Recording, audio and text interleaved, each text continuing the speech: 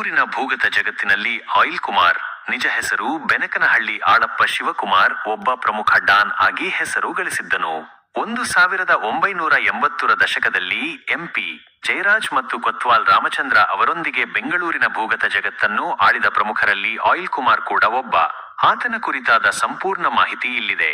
Oil Kumar ಹಿನ್ನೆಲೆ ಮತ್ತು ಬೆಳವಣಿಗೆ. ನಿಜ ಹೆಸರು ಬೆನಕನಹಳ್ಳಿ ಆಳಪ್ಪ ಶಿವಕುಮಾರ್, ಬೆನಕನಹಳ್ಳಿ ಅಲಪ್ಪ ಶಿವಕುಮಾರ್.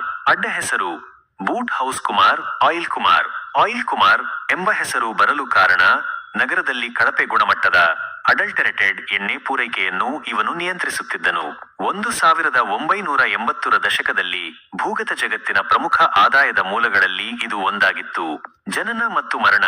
1951ರಲ್ಲಿ ಜನಿಸಿದ ಆಯಿಲ್ ಕುಮಾರ್ 1990ರ ನವೆಂಬರ್ 20ರಂದು ಕೊಲೆಯಾದನು.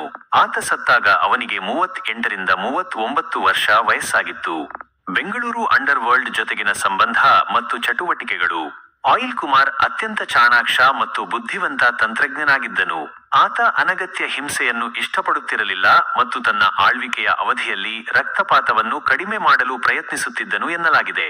ಆತನ ಆಕರ್ಷಣೆ, ಮನವೊಲಿಸುವ ಸಾಮರ್ಥ್ಯ ಮತ್ತು ಯುದ್ಧತಂತ್ರದ ಕೌಶಲ್ಯಗಳು ಆತನನ್ನು ಭೂಗತ ಜಗತ್ತಿನಲ್ಲಿ ಉನ್ನತ ಸ್ಥಾನಕ್ಕೆ ಏರಿಸಿದವು. 1988ರಿಂದ 1990ರವರೆಗೆ ಆತ ಬೆಂಗಳೂರಿನ ಪ್ರಮುಖ ಡಾನ್ ಆಗಿದ್ದನು. ಅವನ ಮುಖ್ಯ ಚಟುವಟಿಕೆಗಳು ಹೀಗಿದ್ದವು. ರ್ಯಾಕೆಟಿಯರಿಂಗ್, ವಿವಿಧ ರೀತಿಯ ಅಕ್ರಮ ವಸೂಲಿ ಮತ್ತು ವ್ಯವಹಾರಗಳನ್ನು ನಿಯಂತ್ರಿಸುವುದು. ತೈಲ ಪೂರೈಕೆ ನಿಯಂತ್ರಣ. ಬೆಂಗಳೂರಿನ ತೈಲ ಪೂರೈಕೆಯಲ್ಲಿ ಆಯಿಲ್ ಕುಮಾರ್ ಪ್ರಮುಖ ನಿಯಂತ್ರಣ ಹೊಂದಿದ್ದನು. ಇದು ಅವನ ಹೆಸರಿಗೆ ಆಯಿಲ್ ಕುಮಾರ್ ಎಂದು ಸೇರಲು ಕಾರಣವಾಯಿತು. ಕಾರ್ಮಿಕ ಸಂಘಟನೆಗಳು. ಕಾರ್ಮಿಕ ಸಂಘಗಳ ಮೇಲೆ ಹಿಡಿತ ಸಾಧಿಸಿದ್ದನು. ಚಿತ್ರ ವಿತರಣೆ.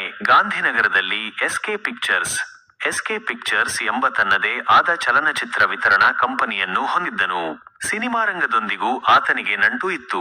ಹಣ ಅಕ್ರಮ ವರ್ಗಾವಣೆ. ಮನಿ ಲಾಂಡರಿಂಗ್, ಅಕ್ರಮವಾಗಿ ಗಳಿಸಿದ ಹಣವನ್ನು ಕಾನೂನುಬದ್ಧಗೊಳಿಸುವುದು.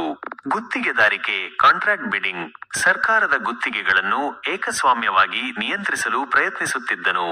ರಾಜ್ಯ ಅಧಿಕಾರಶಾಹಿ ಮತ್ತು ರಾಜಕೀಯದ ಕುಶಲತೆ. ರಾಜಕೀಯ ಮತ್ತು ಅಧಿಕಾರಶಾಹಿ ವಲಯದಲ್ಲಿ ತನ್ನ ಪ್ರಭಾವವನ್ನು ಬಳಸಿಕೊಳ್ಳುತ್ತಿದ್ದನು. ರಾಜಕಾರಣಿಗಳೊಂದಿಗೆ ಸಂಬಂಧ ಹೊಂದಿದ್ದನು.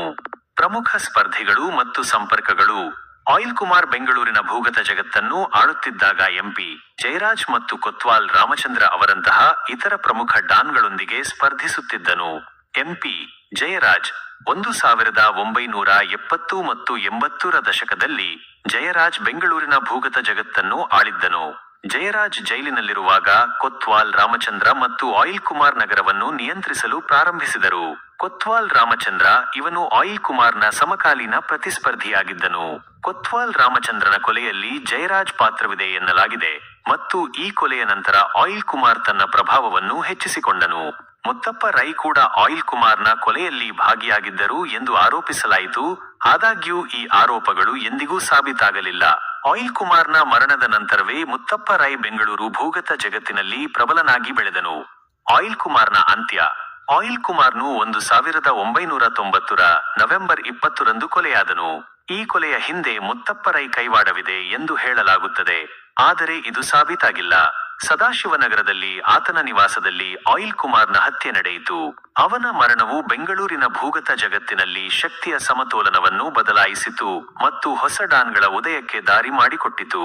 ಸಂಕ್ಷಿಪ್ತವಾಗಿ ಹೇಳುವುದಾದರೆ, ಆಯಿಲ್ ಕುಮಾರ್ ಬೆಂಗಳೂರು ಭೂಗತ ಜಗತ್ತಿನಲ್ಲಿ ಒಬ್ಬ ಪ್ರಮುಖ, ಬುದ್ಧಿವಂತ ಮತ್ತು ಕಾರ್ಯತಂತ್ರಜ್ಞನಾಗಿ ಗುರುತಿಸಿಕೊಂಡಿದ್ದನು. ಆತ ತನ್ನ ಹಿಂಸಾಚಾರ ರಹಿತ ನೀತಿ ಮತ್ತು ವ್ಯವಹಾರ ಜ್ಞಾನದಿಂದಲೇ ತನ್ನ ಸಾಮ್ರಾಜ್ಯವನ್ನು ಕಟ್ಟಿಕೊಂಡಿದ್ದನು.